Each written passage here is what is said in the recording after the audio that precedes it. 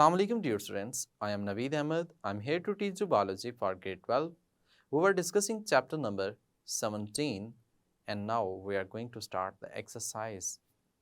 अब इस एक्सरसाइज में हमने ये डिस्कस करना है कि फिल इन द ब्लैंक्स में कौन कौन से करेक्ट आंसर्स हैं, ट्रू एंड फॉल्स यानी कि जो स्टेटमेंट्स गिवन हैं वो ठीक हैं या गलत हैं, अगर गलत हैं तो उनको हम ठीक कैसे कर सकते हैं, मल्टीपल चॉइस क्वेश्चंस हैं, same as it is short questions भी गिवन हैं जिनको हम इसमें डिस्कस करेंगे। तो चलते हैं स्क्रीन की तरफ। जी students, we are discussing exercise of chapter number 17। Now let's start question number 1। जी स्टूडेंट्स, क्वेश्चन नंबर 1 है fill in the blanks.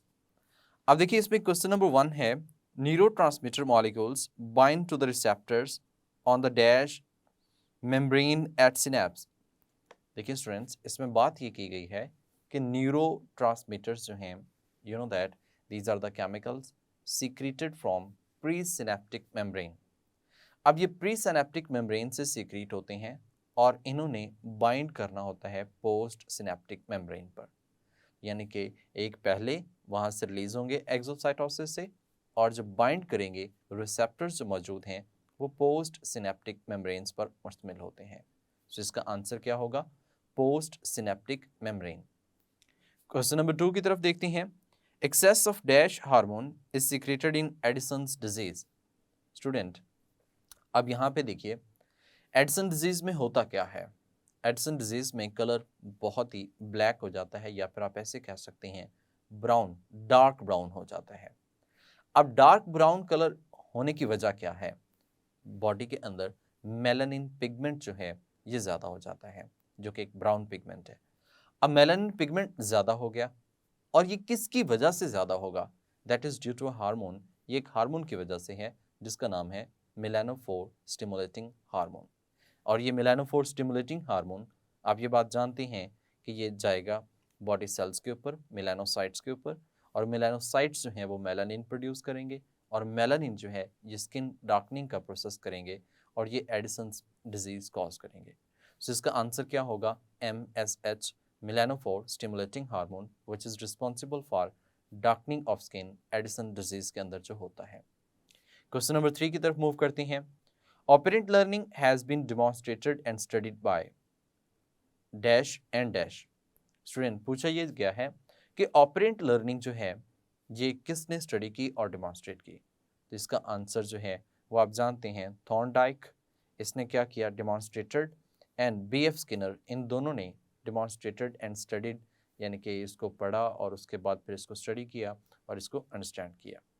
Operand learning भी आप जानते हैं कि वो जो स्किनर बॉक्स था उसके अंदर हम बात करते हैं कि वो स्किनर बॉक्स किस तरह से वर्किंग करता है और इसी के नाम से ही उसको स्किनर बॉक्स रखा गया, जिसमें उसने वो रैट का एक्सपेरिमेंट और कैट का एक्सपेरिमेंट जो था वो परफॉर्म किया था।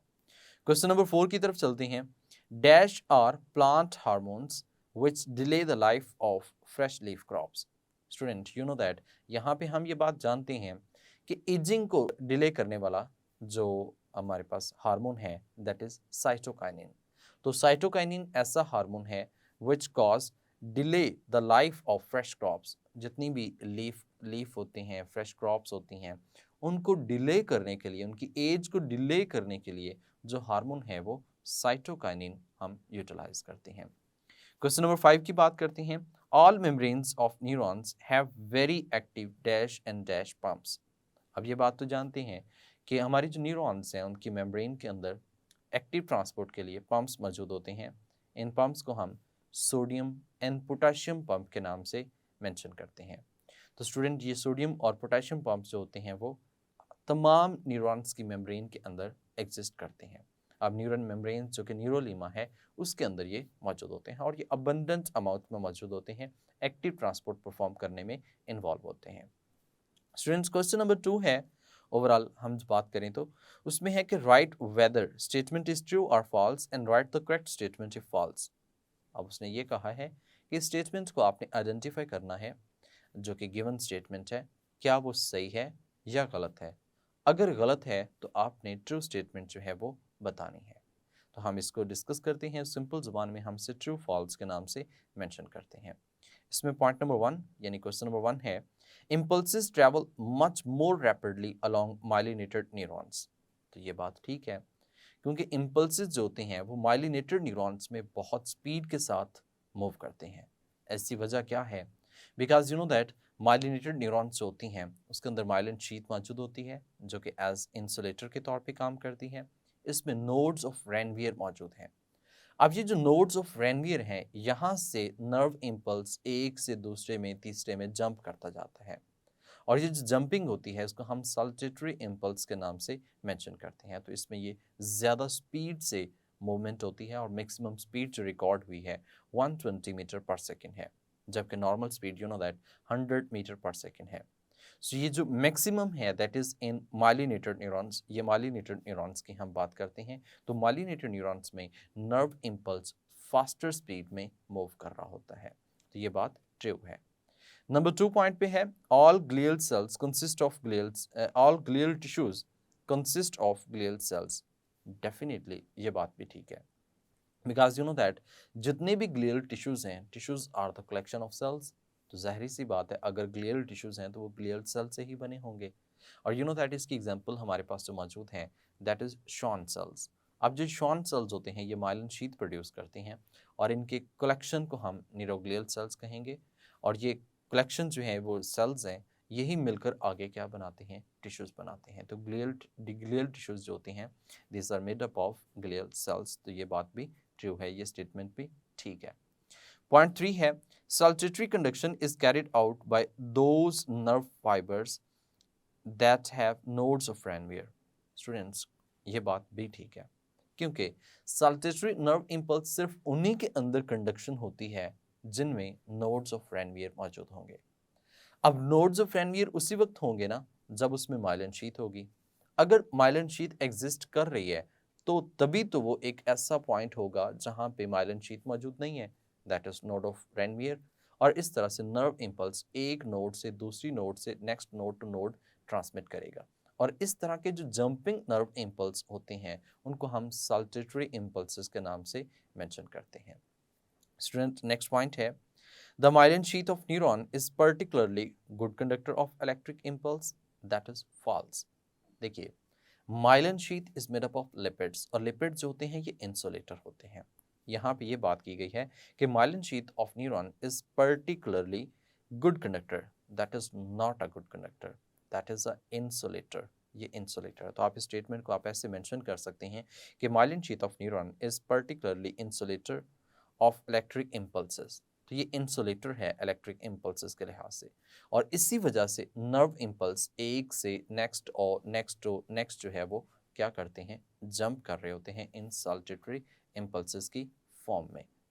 स्टूडेंट नेक्स्ट पॉइंट है point 5 the resting membrane potential is maintain largely by sodium pump. देखें स्टूडेंट, अब ये बात भी गलत है, क्योंकि सिर्फ सोडियम पंप तो नहीं होते बल्कि सोडियम एंड पोटाशियम पंप होते हैं। तो स्टेटमेंट को आप ऐसे ट्रू कर सकते हैं, ये बात जो थी यहाँ पे सिर्फ सोडियम पंप्स के मुतालिक, ये बात गलत है। तो ये करेक्ट इस तरह से हो सकता है the resting membrane potential is maintain by largely by sodium and potassium pump. तो इसमें सोडियम एंड पोटाशियम जो हैं these pumps are involve which is responsible for maintaining resting membrane potential, otherwise that can unable to maintain. तो हम उसको इसके अलावा जो है, इसके बगैर जो है वो मेंटेन नहीं कर सकते। सो इट इज़ नेसेसरी कि सोडियम पोटाशियम पंप जो हैं वो न्यूरॉन मेम्ब्रेन के अंदर होने चाहिए। स्टूडेंट 6 पॉइंट पे है hormones initiate new biochemical reactions in the body. ये बात भी गलत है। हम ये बात जानते हैं कि हार्मोन्स जो हैं this can not initiate new biochemical process. ये एक नया बायोकेमिकल प्रोसेस जो है वो स्टार्ट नहीं कर सकते। ये सिर्फ और सिर्फ एग्जिस्टिंग जो बायोकेमिकल रिएक्शंस होते हैं उन्हीं को रेगुलेट करने में इन्वॉल्व होते हैं। यानी कि अगर बायोकेमिकल रिएक्शंस बहुत स्पीड से हो रहे हैं, वो हमारी बॉडी के सेट पॉइंट से ज़्यादा है तो उसको कम करना, और अगर सेट पॉइंट से कम है तो उसको क्या करना? स्पीड अप करना। तो रेगुलेशन के पर्पस के लिए यूटिलाइज होते हैं। This are not being utilise to maintain utilise to start new chemical reactions. तो इनकी वजह से न्यू केमिकल रिएक्शन जो है वो स्टार्ट नहीं होता। तो ये स्टेटमेंट गलत है। आप इस स्टेटमेंट को ठीक करना चाहें तो आप ऐसे दे सकते हैं hormones cannot initiate new biochemical reactions in the body, but it is responsible for regulation of body mechanism. Body mechanism, body reactions को रेगुलेट करने के लिए यूटिलाइज होते हैं. These are not being utilised to initiate a new biochemical reaction. Students, question number 3 की तरफ चलते हैं. क्वेश्चन नंबर 3 है मल्टीपल चॉइस क्वेश्चन. तो इसमें से हमने बेस्ट आंसर जो है उसको क्या करना है, चूज करना है इन द गिवन ऑप्शंस में से. तो क्वेश्चन नंबर 1 है the neuron net of hydra lack. यानी कि हाइड्रा की हम जब बात करते हैं तो उसमें जो नर्व नेट होता है उसमें क्या चीज़ मौजूद नहीं है. ऑप्शंस हैं neurons, dendrites, connections, direction of impulse flow. तो स्टूडेंट्स, उसमें न्यूरॉन्स तो मौजूद हैं, अब जबकि उसमें डेंड्राइट्स भी मौजूद होते हैं, उसके अंदर कनेक्शंस भी आपस में एक दूसरे के साथ मौजूद हैं, but direction of impulse flow that is undirectional. ये अनडायरेक्शनल है. ऐसा जिसमें स्पेसिफाइड नहीं है कि कहाँ से किस तरफ नर्व इम्पल्स मूव करेगा. क्यों नहीं स्पेसिफाइड? क्योंकि हमारे पास जो न्यूरॉन्स गिवन हैं उन न्यूरॉन्स के अंदर हमें यही नहीं पता कि उनमें से सेंसरी कौन सी हैं, इंटर न्यूरॉन्स कौन सी हैं और मोटर न्यूरॉन्स कौन सी हैं. So we are unable to identify direction of impulses. So answer हमारे पास डेल्टा होगा जो कि डायरेक्शन ऑफ इम्पल्सेस है. क्वेश्चन नंबर 2 है a nerve is a. Nerve क्या है?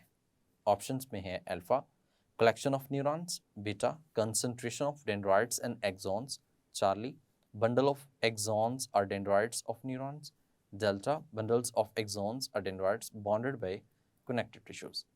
Students, question is that कि nerve क्या है? अब ये बात तो जानती हैं कि एक neuron basic structural and functional unit है नर्वस सिस्टम का, लेकिन अगर हम नर्व की बात करते हैं तो इसमें एक्सॉन्स या फिर डेंड्रॉन्स जो होते हैं these are surrounded by or covered by connective tissues. जब ये कनेक्टिव टिश्यूज यानी लिपिड से कवर्ड होंगे तभी तो हम उनको नर्व कहेंगे, अदरवाइज हम उनको नर्व नहीं कह सकते. सो इसका करेक्ट आंसर जो है वो डेल्टा है, बंडल्स ऑफ एक्सॉन्स और dendrites bonded bye connective tissue. Question number 3 है thyroid gland produce. Student, thyroid gland क्या प्रोड्यूस करता है? अल्फा ऑप्शन में है T3, T4 and calcitonin. Beta option में है कैल्सिटोनिन. चार्ली में है ट्राई आइडोथायरोनिन. डेल्टा में है tetra iodothyronine. Students, try iodothyronine T3 का नाम है जबकि टेट्रा आइडोथायरोनिन T4 का नाम है. कलेक्टिवली अगर हम बात करें तो ये तीनों हार्मोन्स प्रोड्यूस कर रहा होता है, यानी T3, T4 एंड कैल्सिटोनिन तीनों हार्मोन्स जो हैं वो थायराइड ग्लैंड जो है वो प्रोड्यूस करते हैं. सो करेक्ट ऑप्शन जो है वो अल्फा है, T3, T4 and calcitonin. Student, next question है what is the number of cranial and spinal nerves in man. इंसान के अंदर क्रेनियल और स्पाइनल नर्व्स का नंबर क्या होता है? स्टूडेंट्स, हमने पेयर की फॉर्म में डिस्कस किया था कि क्रेनियल नर्व्स होती हैं वो 12 पेयर्स होती हैं. टोटल नंबर कितना होगा? 24. Same as it is spinal nerves होती हैं 31 पेयर्स हैं. अब वो जो 31 पेयर्स हैं दीज आर 62, ये 62 होती हैं. इस तरह से कलेक्टिवली अगर बात की जाए तो हम 24 एंड 62 ये पेयर करेक्ट ऑप्शन चूज कर सकते हैं. जबकि गिवन ऑप्शंस में अल्फा भी है 12 एंड 31 जो कि बिल्कुल गलत है क्योंकि यहाँ पे पेयर्स मेंशन नहीं किया गया. अगर तो पेयर्स मेंशन होता then both A and B correct answer होना था और नन ऑफ दीज तो इसमें ऑप्शंस बनता ही नहीं है. स्टूडेंट, नेक्स्ट क्वेश्चन है the one which is not related to others is. इनमें से ऐसा कौन सा है जो दूसरों के साथ रिलेट नहीं करता? अल्फा ऑप्शंस में है क्रेटिनिज्म, बीटा ऑप्शन में है मिक्सोडीमा, चार्ली में है एक्सोप्थेल्मिक गॉइटर, डेल्टा में है डायबिटीज मेलाइट्स. स्टूडेंट्स, इनमें से जो डायबिटीज मेलाइट्स है that is due to the deficiency of insulin. ये इंसुलिन की डेफिशिएंसी की वजह से होता है. और ये बात आप जानते हैं कि insulin secreted from beta cells of pancreas, islets of Langerhans, उसके बीटा सेल से सीक्रेट होता है.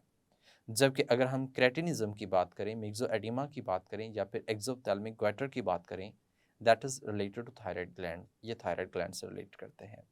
सो ऑप्शंस में हमारे पास बेस्ट ऑप्शन जो डिफरेंट नज़र आता है इन चारों में से वो डायबिटीज़ मेलाइट्स है, जबकि बाकी तीनों जो हैं वो थायराइड ग्लैंड्स के डिसऑर्डर्स काउंट होते हैं।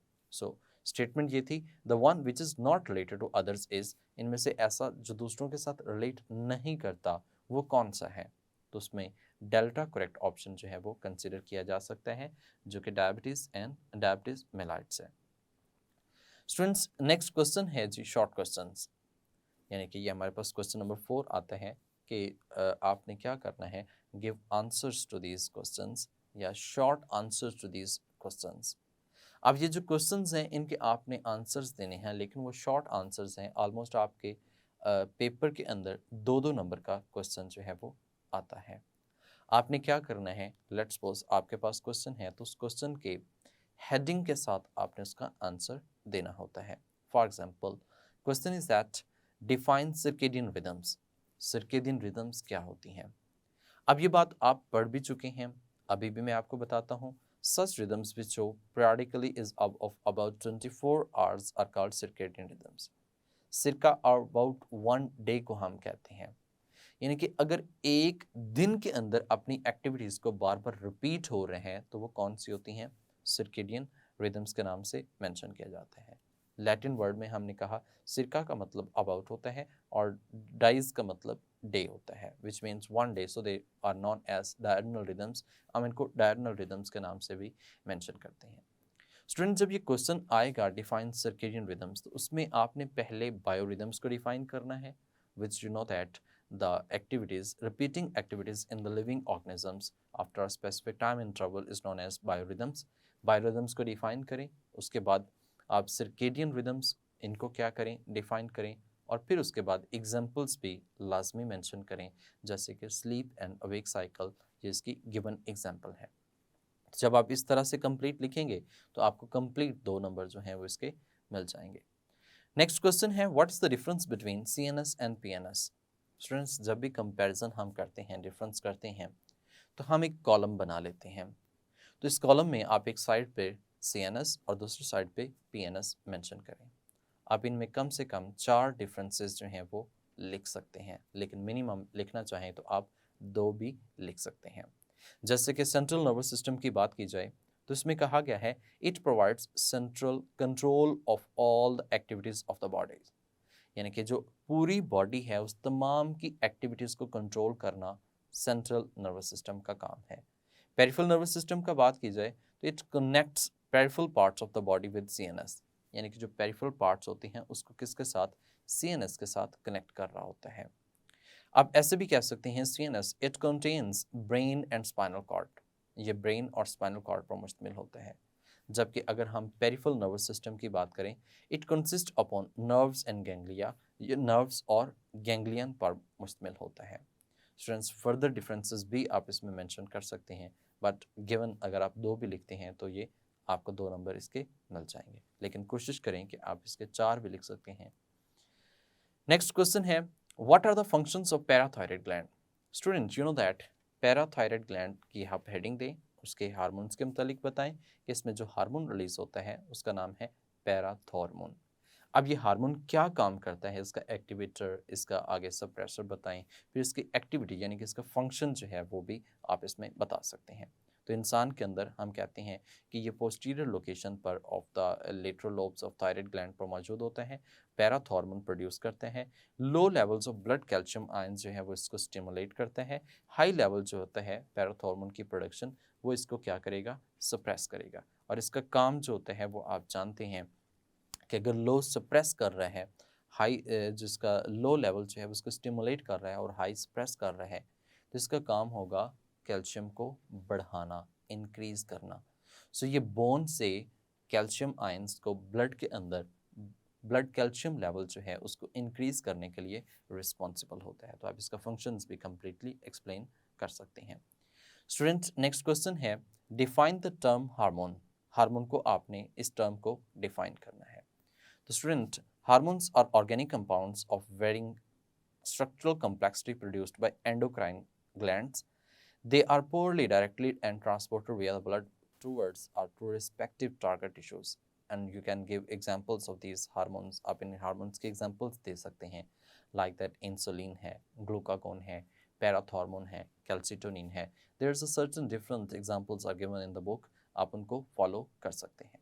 तो स्टूडेंट इस तरीकेकार से आप इस क्वेश्चन का आंसर जो है पहले डिफाइन करें, फिर उसके एग्जाम्पल जो हैं वो भी मेंशन कर सकते हैं. नेक्स्ट क्वेश्चन है what are the commercial applications of auxins. Auxins की कमर्शियल एप्लीकेशन जो हैं वो क्या होती हैं. स्टूडेंट्स आप ऑक्सिन हार्मोन को डिस्कस कर चुके हैं. पहले इसके मुतालिक भी बता सकते हैं कि इसका लिटिल बिट फंक्शन जो है जो कमर्शियल इंपॉर्टेंस वैल्यू रखता है वो बता सकते हैं. उसके बाद आप बताएं कि इसकी कमर्शियल एप्लीकेशंस में हम नेफ्थलीन एस्टिक एसिड ये प्रोड्यूस करते हैं. अब नेफ्थलीन एस्टिक एसिड या फिर and IPA these are use for stimulating fruiting and यानी कि इसमें हम फ्रूट को डेवलप करने के लिए और पार्थिनोकार्पी जो है इसको परफॉर्म करने के लिए यूटिलाइज करते हैं. पार्थिनोकार्पी का प्रोसेस आप जानते हैं कि हम इसमें विदाउट सीड जो है फर्टिलाइजेशन करवाते हैं जिससे सीडलेस फ्रूट्स जो हैं वो डेवलप होते हैं. स्टूडेंट्स एक और टाइप है इसकी 2,4-D. 2,4-D is used to kill weeds. ये वीड्स को किल करने के लिए यूटिलाइज होती हैं. इनहिबिट स्प्रॉटिंग ऑफ पोटैटोज की स्प्रॉटिंग को इनहिबिट करने के लिए यूटिलाइज हो रही है. And to prevent premature fruit drop, और प्रीमेच्योर फ्रूट ड्रॉप एब्सिशन से हम कहते हैं उसको भी प्रिवेंट करने में इन्वॉल्व होती है. स्टूडेंट्स डिफरेंट फंक्शंस हैं आप इनके बता सकते हैं. नेक्स्ट है जी क्वेश्चन है list different types of tropisms. Students जब हम ट्रॉपिज्म्स की बात करते हैं तो ये प्लांट मूवमेंट्स में आ जाता है. प्लांट मूवमेंट्स को आप पहले डिफाइन कर सकते हैं कि क्या होती हैं, किस तरह से होती हैं, कैसे हैं. फिर आप उसमें बता सकते हैं कि फोटोट्रॉपिज्म जो है वो क्या है. Phototropism that is due to the source of the light, ये लाइट की वजह से होती हैं. Geotropism that is due to the gravity, ये ग्रेविटी की वजह से होती हैं. Hydrotropism that is due to the water, ये वाटर की वजह से होती है. Thigmotropism that is due to the touch, ये टच की वजह से होती हैं. और chemotropism that is due to the chemicals. सबसे पहले जब आप इसे डिफाइन करते हैं तो you can say that these are those movements which are in curvature form, जो कि कर्वेचर फॉर्म में होती हैं. These may be towards the source, ये यानी कि स्टिमुलस की तरफ हो सकती हैं या फिर अवे फ्रॉम द स्टिमुलस हो सकती हैं. This can be of different natures. इनके नेचर जो है वो एक दूसरे से क्या कर सकती है, वेरी कर सकती है. जब एक नेचर वेरी करेगी सो इसकी बेस पर उनकी मूवमेंट्स भी क्या करेगी, वेरी करेगी, और उसको हम पॉजिटिव और नेगेटिव के नाम से मेंशन कर सकते हैं. If these are towards the stimulus that will be positive, if these are away from the stimulus that will be negative. उनको हम नेगेटिव मूवमेंट्स के नाम से कंसिडर करते हैं.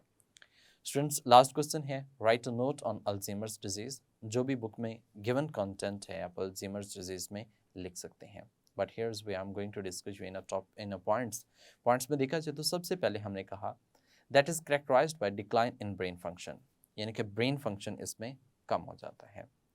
अब ये भी कह सकते हैं कि इसके सिम्टम्स जो होती हैं वो सिमिलर हैं to the diseases that cause dementia, memory loss जो कॉज करती हैं उससे इसकी सिमिलैरिटी जो है वो मिलती जुलती हैं. सिम्टम्स एक दूसरे से मिलती जुलती हैं. नंबर 2 पॉइंट पे बता सकते हैं that was described by Alois Alzheimer's in 1907. उसके अंदर एक लड़का था जिसके अंदर ये डिस्कवर हुई थी, उसी की बेस पे उसका नाम जो है अल्जीमर्स डिजीज़ रखा गया. स्टूडेंट्स कॉजेज़ क्या हैं इसके. जेनेटिक प्रीडिस्पोजिशन हो सकती है जो कि फैमिली टू फैमिली रन करती है, मतलब जेनेटिक्स में हो सकता है. High level of aluminium that is a very important MCQ too, कि एल्यूमिनियम जो है ये भी इसके ऑनसेट में रिस्पॉन्सिबल होता है. एज में ऑल्सो भी consider as important factor to cause decline of the brain function. Age की वजह से यानी कि एजिंग जिसे हम पढ़ते हैं उसकी वजह से भी क्या हो सकता है, उसकी ब्रेन एक्टिविटीज़ जो हैं वो डिक्लाइन हो सकती है. So these are the given short questions in your textbook. Next आपके पास है long questions that we have described in detail in the previous lectures. हम previous lectures में उनको डिटेल में डिस्कस कर चुके हैं. जी स्टूडेंट्स, उम्मीद करता हूँ कि आपको ये बात समझ आ चुकी होगी कि इनके करेक्ट आंसर्स क्या हैं और किस तरह से हम इनको शॉर्ट क्वेश्चंस को प्रॉपर तरीके से अटैम्प्ट करते हैं. क्योंकि एज इन योर पेपर, आपके पेपर में आप ये बात जानते हैं कि MCQs भी आएंगे, शॉर्ट क्वेश्चंस भी हैं, और आपने उसी अंदाज से इनको क्या करना है, टैकल करना है. तो नेक्स्ट टाइम मिलते हैं नेक्स्ट लेक्चर में. तब तक के लिए मुझे इजाज़त दें. अपना ख्याल रखिएगा. अल्लाह हाफिज़.